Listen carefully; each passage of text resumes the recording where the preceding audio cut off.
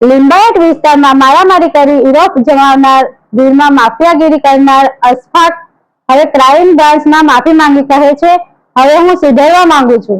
શહેરમાં સોશિયલ મીડિયાના રીલ્સ દ્વારા ભાઈગીરી જમાવવાનો ટ્રેન્ડ વધ્યો છે, ત્યારે ગેંગસ્ટર સ્ટાઇલમાં વિડીયો બનાવી લોકોમાં ડર ફેલાવનાર શખ્સોને સુરત પોલીસ એક પછી એક પાઠ ભણાવી રહી છે।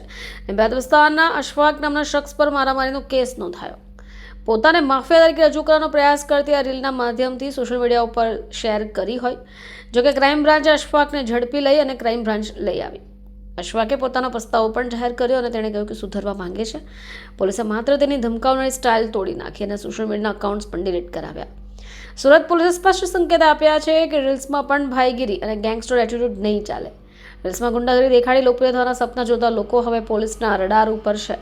ત્યારે તાજેતરમાં પોલીસે બુલડોઝર એક્શન મોડમાં પણ છે, જે આવા શખ્સો ગુનાહિત પ્રવૃત્તિઓમાં સામેલ હોય તેમની સંપત્તિ પર કાર્યવાહી થઈ રહી છે। અશફાક અગાઉ પણ મારામારી જેવા ગુનાઓમાં પોલીસ ચોપડે ચડી ચૂક્યો છે। જો તે ફરીથી હવે આ વિડીયો બનાવવાનો પ્રયાસ કરશે તો સુરત पुलिस વધુ કડક કાર્યવાही કરશે। मेरा नाम अशफाक अरोड़ा, मैं लिंबायत में रहता हूँ। मैं आगे मारामारी गुना में पकड़ाया था। अब मैं सुधरना चाहता हूँ। मैं रील बनाया था, वो अकाउंट भी डिलीट कर दिया। अब भी अच्छी लगी और गलत रील मत बनाओ।